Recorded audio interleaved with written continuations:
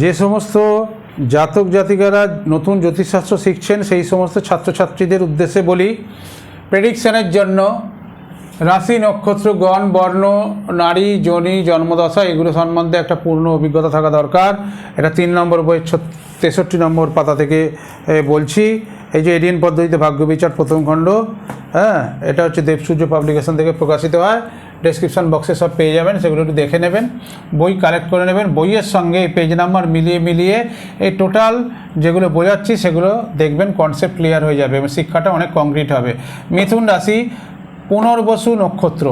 এই পুনর্বসু নক্ষত্রের আবার দুটো স্ল্যাব, কেননা পুনর্বসু নক্ষত্রের অধিপতি গ্রহ হচ্ছে বৃহস্পতি। আগেই বলেছি রবি, মঙ্গল আর বৃহস্পতি, এই 3টে গ্রহ 2 জায়গা করে মুখ দেখিয়েছে। তাহলে এখানে এই 7 নম্বর নক্ষত্র হচ্ছে বৃহস্পতি। এই বৃহস্পতি 2 জায়গায় মুখ দেখাবে, একটা হচ্ছে কর্কটে কিছুটা আর মিথুনে কিছুটা।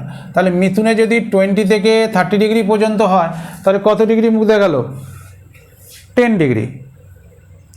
তাহলে একটা নক্ষত্রের মান যদি 13 ডিগ্রি 20 মিনিট হয়, কত পড়ে রইল? 320 ডিগ্রি। তাহলে 320 ডিগ্রি কোথায় যাবে? কর্কটে। 320 ডিগ্রি কোথায় যাবে? কর্কটে। এবার কর্কটে যখন যাবে 320 ডিগ্রি,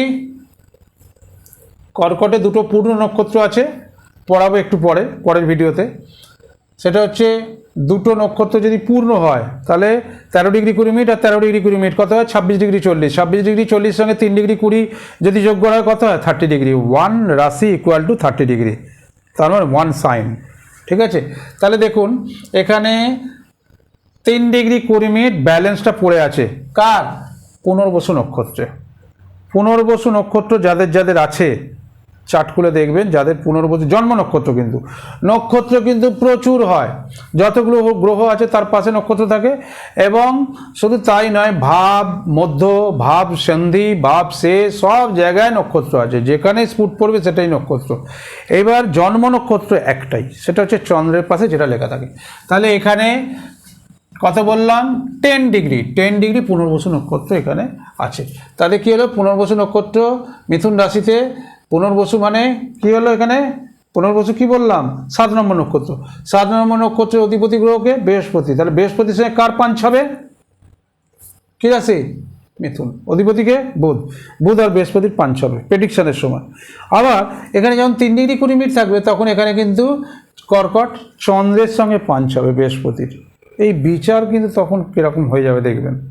তাহলে এইগুলো যদি প্রথম থেকেই মাথার ভেতরে না রাখেন তাহলে কিন্তু প্রেডিকশান করতে প্রচুর সমস্যা হবে। এই জন্যেই বহু মানুষ যে বলেছিল এই ভিডিও দেওয়ার উদ্দেশ্যই একটাই, যে তারা সুন্দর করে এগুলো যাতে বুঝতে পারে। বইয়েতে কিন্তু এই ছকগুলো বারংবার দেওয়া সম্ভব নয়, 36টা ছক হবে, এটা দেওয়া সম্ভব নয়। সেই জন্য বইয়ে জাস্ট এগুলো লেখা আছে একটা রো হিসেবে।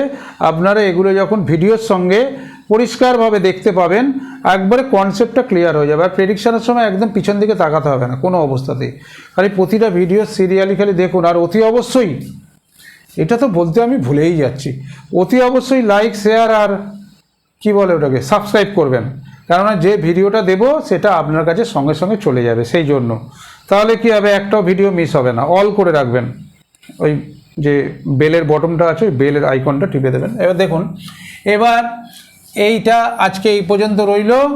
নমস্কার, সপরিবারে ভালো থাকবেন।